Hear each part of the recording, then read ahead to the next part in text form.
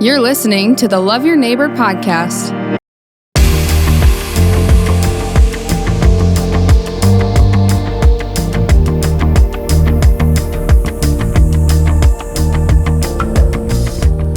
Thank you for joining us on the Brandon Wellness episode season of the Links podcast. My name is John, and you're watching the Links podcast. This season is brought to you by Brandon Wellness, brandonwellness.com. We're invested in building community in Brandon. We're so thankful that you're joining us today. And today I'm grateful for our guest, Ruth Baer. Ruth, thanks for joining us. Well, thanks for having me. Yeah. Let's jump right in. Tell us a little bit about your story. First of all, you didn't grow up in Brandon. You're not a Brandon graduate. No, not at all. Back us up a little bit. Tell us where you come from and how you got to Brandon. How long do you have? Well, I'm sure I've lived a long life. I've been a lot of places. That's not obvious to me. Our listeners and viewers, they're like, well, we don't know that. I mean, it's but so tell us a little bit about your background, how you got here, and Okay. Basically, as I mentioned, I grew up in Chicago, met my husband in college in Tennessee. Okay. Very young, got married very young. And he was in ministry and went into ministry. And so we've been all over the country. Landed most recently in the Denver area in 2001. Okay. And were part of a ministry there. Okay. And then due to some health issues, we needed to find lower elevation. Mm. And so we looked around and did some research, and we landed on South Dakota. It didn't have as much population as maybe I was used to or liked. So we did some more research, and we looked around, and we landed on the area of Sioux Falls. Yeah. We did a couple of years research on this because we needed to know how low he needed to go. Mm-hmm. And it was 2,000 feet or under. So Sioux Falls fit that. And then we came in summer of 2019 to do what I called a heart check. So we knew all the facts. We knew it was great for retirees because we were going to be retiring here. And we knew there were a lot of good benefits. Cost of living was much lower than it was in Colorado. Sure. And just a lot of benefits to South Dakota. It was like number one on the list in the nation. I don't know if you know that, but that's what they said. Go South Dakota. That South Dakota was number one that year for good quality of life for retirees. So we came and did a heart check over Memorial Day and found the sculpture fair, which we loved because my husband is very artistic. He does wood turning. So he really loves to get, all kinds of ideas to come and make things. So anyway, we enjoyed it. We looked around. We found the community of Brandon. And noticed that it was only like 15 minutes from Sioux Falls, not very far. Yeah. But we loved the area. We especially loved, being from Colorado, we loved of course, the mountains. There aren't any mountains necessarily on this side of the state, but we loved the forests and the beauty around us. And we saw that with the Big Sioux River and there's just a lot of beauty. Yeah, in Brandon. I think that's one of the things that doesn't get sold enough about Brandon is the Big Sioux wreck. You can literally walk off of multiple access points, and you can be in another world in minutes. And you can I love it. Yeah. I love it. I walk quite a bit there, and I just love it. I really do. So, and it's not far from my house, so I can just walk over there. Nice. So you can't do that in Denver. So. Right. Yeah, Denver has some interesting views, but it is, the population and just the way our world's growing. I think, Brandon, I really believe that Brandon and South Dakota, the Sioux Falls area, I think are going to continue to grow because it is. I mean, it's something that it's a hidden and probably a well-kept secret. Mm-hmm. And I believe, though, that, our greatest resources are people, the people that we have here. So you said the heart check. Tell us a little bit about your heart and your husband, and tell us a little bit about what it is, beyond the sculptures that drew you to the community of Brandon? What is it from Chicago? Vastly different than Brandon. But actually, I grew up in a time where we were in a suburb of Chicago. And actually, where I live in Brandon reminds me so much of my childhood, actually. Cool. I mean, I didn't realize that until I was really in the groove there, when the snow went away and spring came, because we moved during winter. Sure. But to be able to walk places, I walked everywhere. And so it's like I've come full circle, Okay. And the people were very inviting. I got to tell you, and I mentioned this to you before, I was super lonely when we first moved. I had just started a new job, and it was remote work, but I also traveled. And then the pandemic hit. And so all our family, we have 2 daughters, they have husbands, and we have 10 grandchildren, and we have 3 great-grandchildren. And they're all in the Denver area. So I was spending a lot of time with our family, and especially holidays and things like that, and not as much. We do get to see them, obviously. They come and visit, but it's not like you can just drive over and have a cup of coffee or something and visit.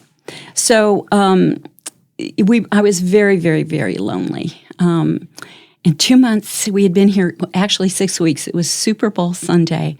We had neighbors from just right across the street, diagonally from us, come over. We didn't know, and they rang our doorbell, and we thought, who knows us? Snow on the ground and all of this. Sure. And they delivered a cake that said, "Welcome, neighbor." I thought, wow, I was just blown away. I thought that was, I didn't experience that in Denver area at all. And so that was very, that was the beginning of just getting to know the neighbors. It was hard. We had, we were connected to our church family in Brandon, and so that was good. But we were just getting to know them, and then, all the churches kind of closed for a period, and we went virtual, and we sheltered in place too because of the health issues and being seniors, et cetera, for a while. Travel stopped with my work, and so it was pretty lonely for a while. But again, I felt like when the summer came and when things started getting normal, it was crazy. I would go to the grocery store. I'm very much an extrovert. Okay. I told you I could talk all day long. You're a people person. Wow, that's great. This is great. I mean, I have lots of stories. Anyway, I couldn't wait to go to the grocery store with my mask on, and I didn't care who was in the grocery store. I said hi, and I would strike up a conversation because I missed that kind of fellowship, especially with other women, because I had a lot of women friends that I could count on in the Denver area, and so anyway, we have found the community to be very inviting. They've embraced us. In fact, I have noticed that there are other people moving here that haven't been here that long. I've met others that said, well, we haven't been here that long either. And so we'd strike up, check our stories, et cetera. So it's been kind of fun. Yeah, it is definitely a growing community. And one of the reasons we're doing this podcast, one of the reasons we're trying to build community is because community is something that we actively create out of our giftings, out of our passions. We build community by, and as an extrovert, this comes naturally to you, but even introverts, even people that are less out there need interaction. And in our world of virtual, we were talking about some grandkids and these new virtual reality things that, Mark Zuckerberg's coming out with. I mean, we still need personal contact. We sure do. We sure do. And so the whole idea of just being connected to one another, you have to be connected to other people, or you just die inside. I believe that. I don't think you can just live on an island all by yourself. No way. So, well, this is good. Ruth, talk a little bit about kind of, you said you got lots of stories. We love stories on the Links podcast. I love that story about your neighbor. Oh, that brought you the cake. That's awesome. What's your passion? How do you see your role now as you're kind of settling in Brandon? Now things are somewhat moving back to normal type interactions. How do you see community being built, specifically with ladies in the community? What would you say? What are you seeing? Well, for me, I tend to be very intentional about reaching out because I don't have a problem with meeting new people. And so I learned a long time ago that there are a lot of people that might be lonely that you don't know about or might have a need that they're not. I grew up in Chicago, which is part of the Midwest, but it's not. It's a little different. But in the Midwest, we don't really talk about our needs that much, in my opinion. You're right. We're strong. We're Germans. Yes, we're really strong, and we can do it and all of that. But that being the case, that's fine, but that's not really true. I mean, we still have needs. And so you don't know about that so much unless you reach out. And so I like to be a little bit intentional with my neighbors, with my church family, the people I've met. Reach out. How are you doing today? Let's go for a walk. Do you need? Now I'm retired, and I've worked for like over 40 years. So I was like, first didn't know what to do with myself, but I've embraced it. And I enjoy it. And so now I can reach out and figure out what maybe just a word, just a cup of coffee, nothing major. But then there was this story of a young lady that came that moved from New Jersey, that sought out South Dakota, wanted to get away and come here, and had a job offer. She's young, to me, she's in her 30s, and she's a single mom, but she has no relatives here, no family at all, and came, and we had COVID, and she had COVID, and she didn't know who she was, what was going to go on, but we had met, so she reached out to me because I had met her, and reached out to her, and we had formed a little bit of a discussion, talked a little bit, not much. So I felt really good about being able to help her, go get her groceries, go pick up her medicine, be her emergency contact, and if she had to go to the hospital. So that was, to me, that I like to help people. Yeah. I really, really do, and I like to really help women, especially, and families. Well, I've noticed, in my life and in my experiences, I've noticed the importance of that multi-generational layering and being together. It's important for young people to have parents, grandparents, and having that multi-generational aspect to their lives. And I think, certainly we see that in school. We see that in neighborhoods. We also see that in places like the church.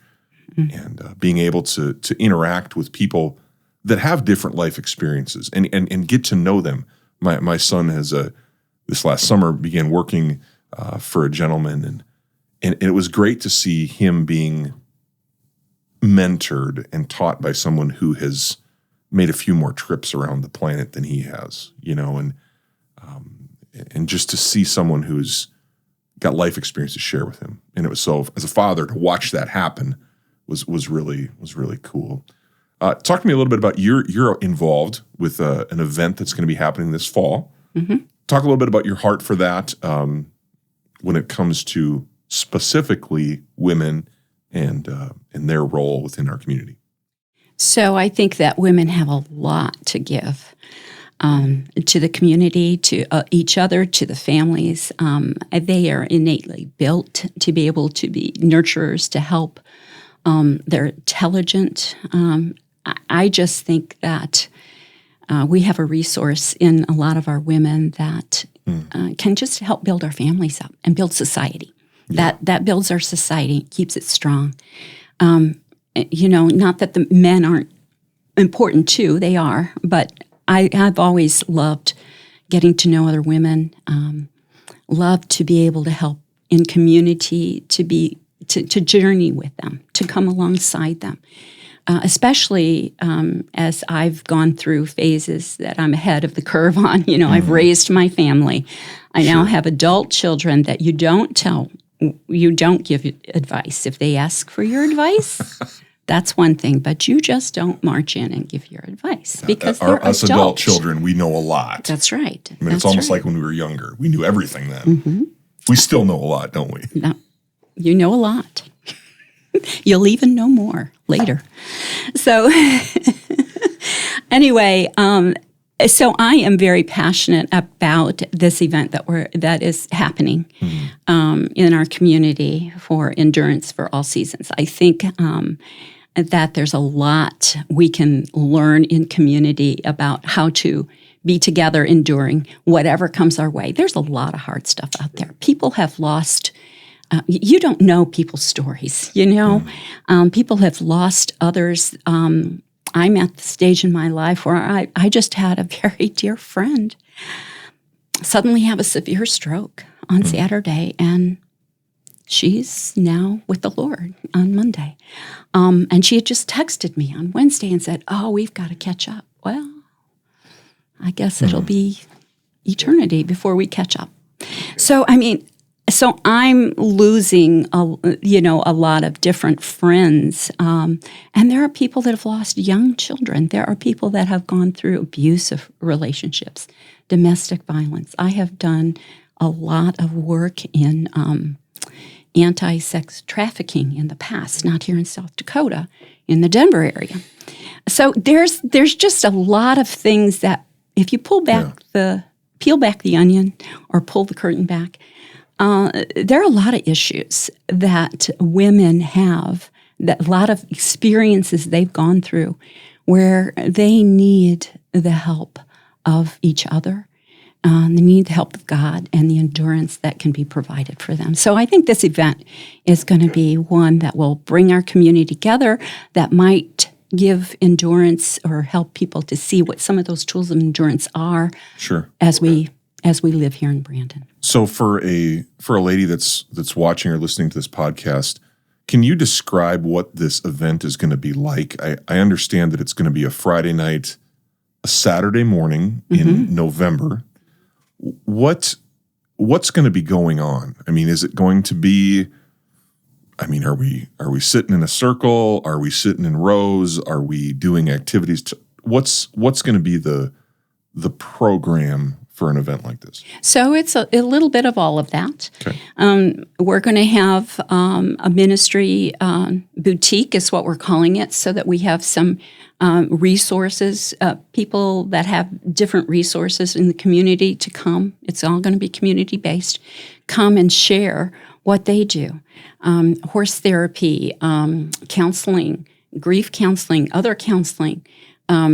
Families Alive is going to have a table there. Families Alive is the executive director, who happens to be my daughter of Families Alive. Cool. And we will have my granddaughter will come, and we'll have a table there. These are resources for women and for parents to just help their children along the way, to give them a good foundation as in life. There are going to be other ministries, tables that we have, or other. There's we're hoping to get. There's somebody that does manicures, pedicures, and feels like that's a ministry for her. Oh, sure. That she's providing. Think about it. You know. Yeah. So there are things that we're going to have there, okay. And then we'll have we'll have a time of fellowship there. We'll have door prizes, and we'll have different things like that. Okay. We'll have some worship time. We'll have someone come and lead us with a band, okay. In some worship. So that'll be good. The speaker will talk about endurance for all seasons. So most recently, my son-in-law, Becky's husband, has lost his father tragically in a river accident, rafting, drowned, with the family all there for a reunion. So you talk about hard. That's difficult stuff to go through. So we'll talk about, the speaker will bring things from the Word, from just talking about endurance. How can we endure through anything that comes our way. And then we'll have interaction. We'll have a time of reflection. We'll have a time of discussion. We'll have those kinds of things. We'll have refreshments. We'll have lunch together. That's what I was waiting for. Lunch. We'll have lunch. That's have the big lunch. draw. Mm-hmm. That's the big draw. Food.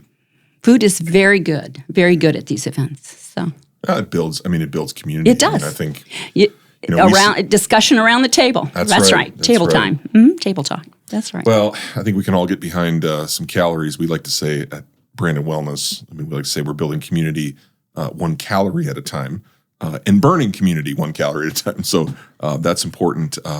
Thank you, Ruth, for coming on, sharing your heart.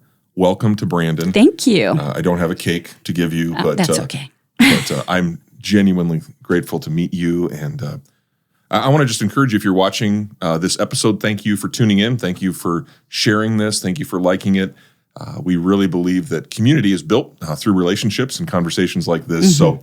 So please share this with friends, those that maybe don't know about Brandon Wellness or the Links podcast.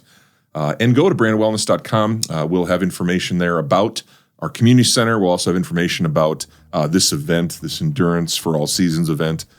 We will have that as well as in the notes of this episode. So great. Thank you, Ruth. And I just pray that you have tons of success in your heart. And it's so cool to hear your passion for ministry and for people and community. So thanks, John. Thanks for being on. Thank you for joining us on the Love Your Neighbor podcast. The purpose of the Love Your Neighbor podcast is to build community 1 conversation at a time. You can help us build that community by sharing the podcast on your social media channels and rating our podcast on whatever platform you're listening from. Another way is to let us know of any neighbors who have a story. Go Links!